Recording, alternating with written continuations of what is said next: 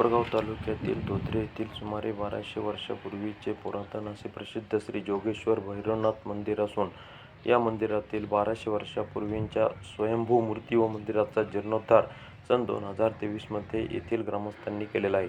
जवळच नंतर बांधलेले श्री संत जनार्दन स्वामी मंदिर आहे.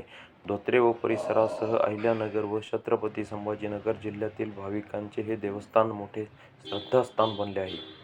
या मंदिरापुढील दीपमाळा ही भाविकांचे मोठे आकर्षण ठरत आहे.